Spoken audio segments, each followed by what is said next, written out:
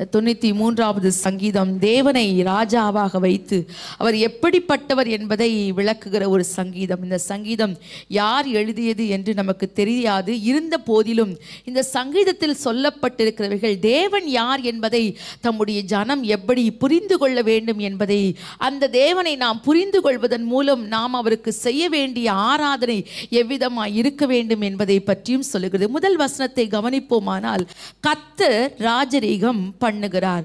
The Lord reigns என்று சொல்லப்படுகிறது. அப்படியா தேவன் ஆட்சி செய்கிறார். தேவன் அதிகாரத்தினுடைய பீடத்தில் அமர்ந்திருக்கிறார். அவர் சகலத்தையும் அவர் ஆளுகை செய்கிறார். சங்கீதம் 24:1 சொல்லப்படுது, பூமியும் அதன் குடிகளும் கர்த்தருடையவைகள். அவர் அவைகள் எல்லாவற்றையும் அவர் ஆளுகை செய்கிறவர்.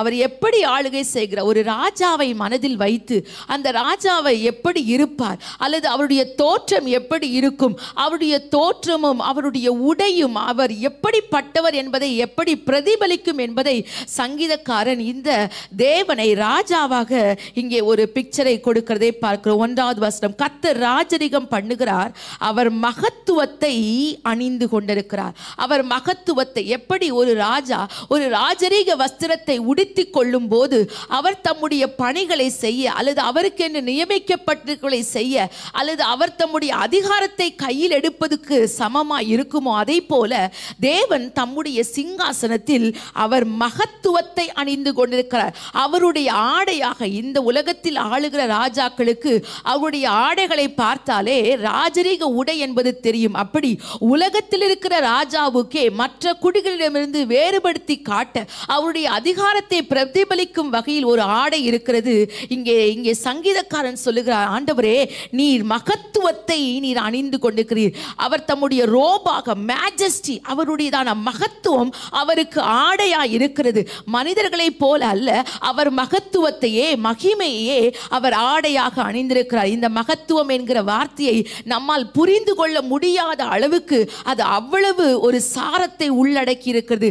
மகத்துவத்தையே ஒரு ஆடையாக இந்த ராஜா அணிந்திருக்கிறார். அவருடைய மகத்துவம் எதை பற்றி எல்லாம், அவருடைய மகத்துவம் அவருடைய தன்மையில், அவருடைய குணாதிசயங்களில், அவர் ஒரு ராஜாவாக என்ன செய்கிறார் என்பதில் அவர் மகத்துவம் நிறைந்தவராக, அவருடைய ஆடையே ஒரு மகத்துவத்தை உடையதாக, மகத்துவத்தையே ஆடையாக அவர் அணிந்திருக்கிறார் என்று பார்க்கிறோம். ஒரு சிங்காசனத்தில் அமர்ந்திருக்கிற ஒரு ராஜா, அவர் தன்னுடையதான வல்லமை, தன்னுடைய பராக்கிரமம், இன்னும் ஒரு விதத்தில் சொல்ல வேண்டுமானால் அவருடைய தன்மை, அவர் ராஜாவாய் அவர் என்ன செய்ய வேண்டும், அவருக்கு என்ன ஒரு அதிகாரம் இருக்கிறது என்பதை அவருடைய ஆடை உணர்த்துவதை போல அவர் மகத்துவத்தை அவர் ஆடையாக அணிந்திருக்கிறார். அடுத்து பாருங்கள், கர்த்தர் பராக்கிரமத்தை அணிந்து அவர் அதை கச்சையாக கட்டிக்கொள்ளுகிறார். கச்சை என்று சொல்லும் போது பெல்ட், அவருடைய இடைக்கச்சையாக அவர் எதை கட்டிக்கொள்ளுகிறார் என்று சொன்னால் அவர் பராக்கிரமத்தை, வல்லமையை அவர் தம்மை கட்டிக்கொள்ளுகிற ஒரு இடைக்கச்சையாக, ஒரு பெல்ட்டாக அவர் அணிந்திருக்கிறார் என்று சங்கீதக்காரன் தேவனை ராஜாவாக பார்க்கிறார். வல்லமை கர்த்தருடையது. சங்கீதம் 62:11 சொல்லப்படுகிறது, தேவன் ஒரு தரம் விளம்பினார், 2 முறை கேட்டிருக்கிறேன். வல்லமை கர்த்தருடையது. வல்லமை, அவர் பராக்கிரமத்தை, அவர் தன்னை பராக்கிரமத்தினாலே தன்னை இடை கட்டி கொண்டிருக்கிறார். அவர் தம்முடைய மகத்துவத்தை ஆடையாய் அணிந்திருக்கிறார். வல்லமை அவருக்கு இடைக்கச்சையை போல் இருக்கிறது. அப்படியானால் என்ன, ஒரு ராஜாவுக்கு ஒரு அதிகாரம் இருக்கிறது. அவர் சொல்லுவது நடக்கும். அவர் வாயிலிருந்து புறப்படுகிற வார்த்தைகள் வல்லமையுடையவைகள். அவைகளை எதிர்ப்பதற்கு ஒருவராலும் கூடாது. இந்த 2 காரியங்களையும் கொஞ்சம் இணைத்து பாருங்கள். தேவனுடைய தன்மை அவர் ராஜாவாய் இருப்பதில் எப்படி விளங்குகிறது? தேவன் தம்முடைய மகத்துவத்தையே அவர் ஆடையாக அணிந்து அவர் சிங்காசனத்தில் உட்கார்ந்திருக்கிறார். அந்த ராஜா அவர் எப்படிப்பட்டவர் என்றால், இந்த பூலோக ராஜாவின் இடத்திலே நாம் போய் நமக்கென்று ஒரு நன்மையை கேட்டு பெறும்போது, இந்த பரலோக ராஜா அவர் தம்முடைய சிங்காசனத்தில் இருக்கும்போது அவர் தம்முடைய பிள்ளைகளுக்கு எல்லாவற்றையும் அருளுகிறது. அவருடைய அநாதி சித்தமாய் இருக்கிறது. ஒரு மனிதனிடத்தில் நாம் போவதில்லை.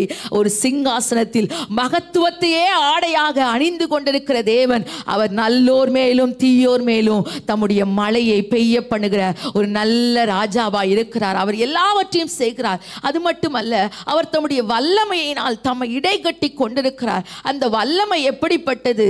அவருடைய வல்லமை ஒரு யுத்தத்திற்கு ஏதுவானது. எப்படி ஒரு ராஜா தான் அமர்ந்திருக்கிற சிங்காசனத்தில் பாதாளத்திலிருந்து எழும்புகிற போது ராஜா எதற்கு ஆயத்தமாகிறார்? அவர் தன் மனதிலே நினைத்திருக்கிறவர்களை, தனக்கு முன்பாக இருக்கிற காரியங்களை செய்து முடிப்பதற்கு அதற்கான அதிகாரத்தோடு வல்லமையோடு அவர் எழுந்திருக்கிறார். ஒரு வார் இமேஜ் இங்கே கொடுக்கப்பட்டிருக்கிறது.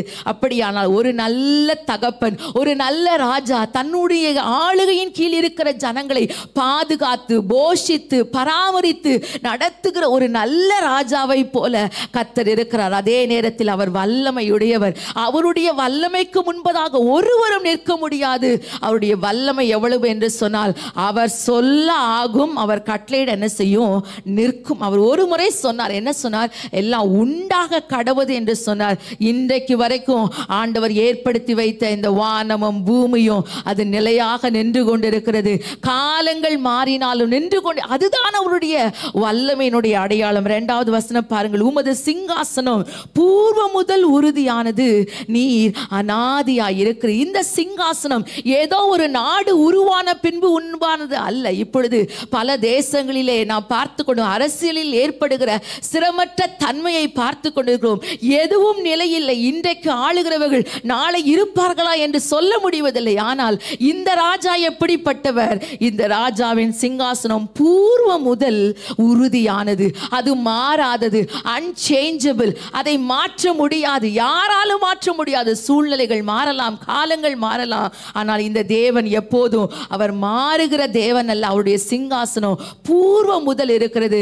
இந்த தேவன் எப்படிப்பட்டவனா, இரண்டாவது வருகையில அவர் மறுபடியும் வந்து இந்த பூலோகத்தை 1000 ஆண்டுகள் அவர் அரசாட்சி செய்கிற தேவன். அப்படியான ஒரு ராஜாவை நாம் நமக்கு தகப்பனாய் பெற்றிருக்கிறோம். அதுதான் ஒரு பெரிய அதிசயம். இந்த ராஜாவை, அவர் நமக்கு ராஜாவாய் இருப்பதினாலே நம்முடையவைகள் யாவையும் அவர் பார்த்து கொள்ளுகிற தேவன். அவர் நம்முடைய ராஜாவாய் இருப்பதினாலே நம்முடைய யுத்தங்களை நமக்காக நடத்துகிற தேவன்.